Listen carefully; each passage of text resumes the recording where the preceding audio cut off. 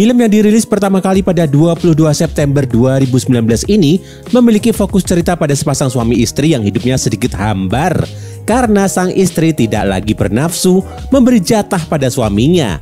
Namun kehidupan sang suami yang diperankan oleh Kwak Han-go kembali ceria ketika kedatangan adik tiri istrinya yang ternyata seorang pemain JFV favoritnya. Benny Ito yang berperan sebagai adik ipar Kwak Han-go ini ternyata benar-benar seorang pemain JFV asli loh. Tentu saja kegembiraan itu semakin menyelimutinya, apalagi ketika adik iparnya itu akan menginap di apartemen miliknya.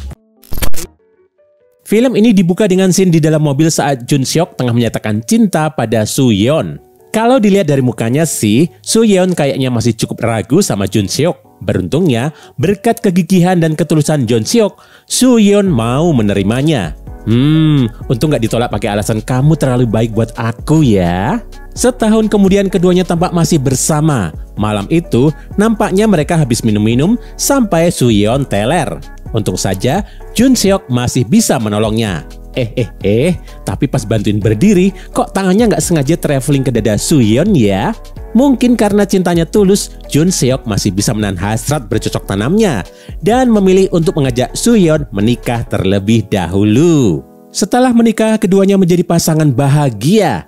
Mereka gencar melakukan kegiatan bercocok tanam setiap hari layaknya pasangan muda. Pernikahan keduanya pun berjalan lancar. Permasalahan mulai muncul ketika keduanya tidak segera diberi momongan setelah 3 tahun menikah. Selain itu, Soo Yeon juga terlihat selalu kelelahan tiap pulang bekerja, sehingga tidak bisa memberi jatah pada Jun Seok yang sudah setia menantinya pulang. Karena hasrat sakninya tidak terpuaskan, Jun Seok melampiaskannya dengan menonton JFV koleksinya. Ayo ngaku nih, siapa yang punya folder JFV rahasia? Dengan bermodal tisu magic, Jun Seok dengan kusyuk menonton JFV koleksinya. Uniknya, koleksi JFV yang dimilikinya hanya dibintangi oleh satu orang. Istilahnya, Jun Seok ini cuma ngefans sama satu artis JFV ini aja. Kehidupan rumah tangga Soo Yeon serta Jun Seok memang terkesan monoton. Setiap harinya, mereka hanya bangun tidur, kerja, pulang ke rumah, tidur, lalu kerja lagi. Jun Seok sibuk bekerja di dealer mobil, sedangkan istrinya menjadi wanita kantoran. Sudah kesehariannya monoton, nggak ada bumbu-bumbu pertemuan rudal dengan goanya lagi. Hampa-hampa. Suatu hari saat tengah sarapan, Soo Yeon menerima telepon dari seseorang yang mengaku sebagai adiknya.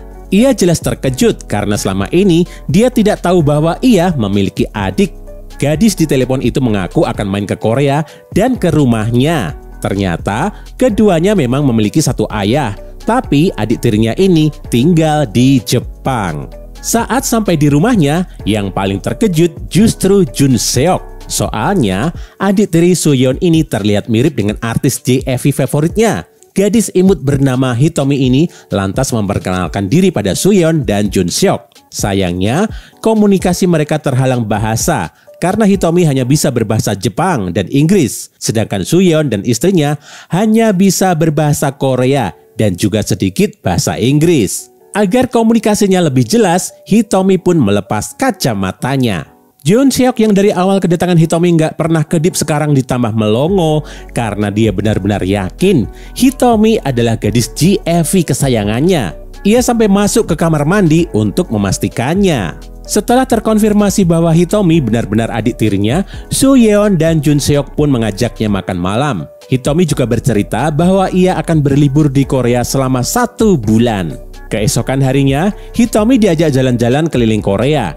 Karena mau nginep 1 bulan, nggak lupa dia juga beli cancut buat persediaan. Nggak kebayang tuh gimana deg-degannya Jun Seok lihat Hitomi pegang cancutnya. Kawaii. Keesokan harinya, Hitomi ditinggal di rumah sendirian karena Jun Seok dan Soo Yeon harus bekerja. Namun hari itu, Jun Seok pulang lebih cepat. Dia langsung terkejut pas lihat Hitomi lagi nungging-nungging di rumahnya. Untuk memecah kecanggungan, ia pun mengajak Hitomi makan. Tentu saja dengan bantuan bahasa isyarat. Sembari makan, keduanya pun ngobrol ngalor ngidul alias nggak nyambung karena keterbatasan bahasa. Tapi pas masuk bahasan bercocok tanam, anehnya keduanya langsung nyambung. Hitomi pun membenarkan bahwa ia adalah artis JFV. Sontak saja Jun Seok merasa gembira dan memeluknya. Ia mengaku sebagai fans Hitomi. Saat itu juga, Hitomi meminta bantuan supaya merahasiakan pekerjaannya dari Sooyeon. Ketika melihat Hitomi lebih dekat, Jun Seok menyadari bahwa Hitomi memang jauh lebih imut-imut daripada di videonya. Sehingga ia tak tahan untuk mengajak adik tirinya itu bercocok tanam. Baru juga pemanasan, istrinya sudah datang. Gagal deh kegiatan bercocok tanam saat itu.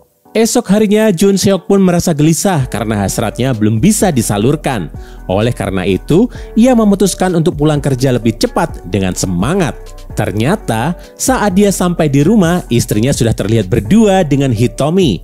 Jun Seok pun terlihat lemas lagi.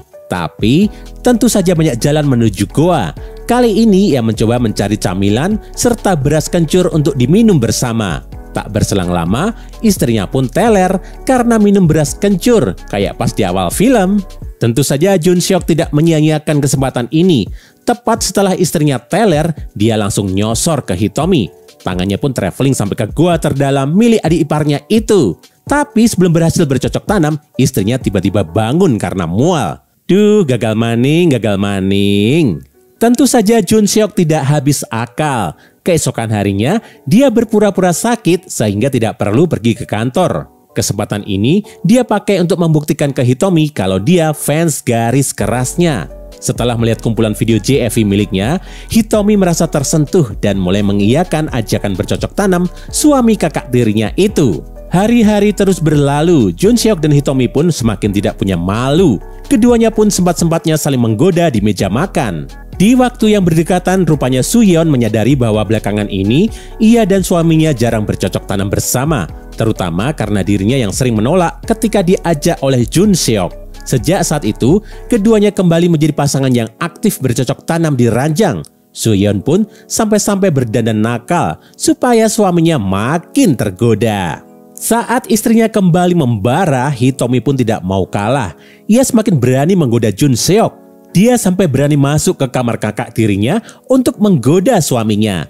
Tapi karena takut ketahuan, mereka terkadang pindah lahan bercocok tanam di ruang kerja Jun Seok. Sejak saat itu hidup Jun Seok tentu dipenuhi kebahagiaan karena mampu memberi makan burungnya 3 kali sehari. Selalu ada 2 surabi lempit yang siap disantapnya setiap hari. Sampai akhirnya Hitomi harus pulang kembali ke Jepang.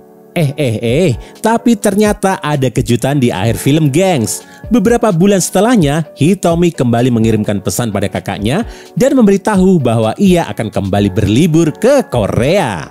Kali ini dia tidak sendiri, melainkan dengan seorang teman wanitanya. Sayangnya nggak dilanjutin deh, gimana nasibnya tuh Jun Seok tinggal bersama 3 wanita di rumahnya. Dan film pun berakhir.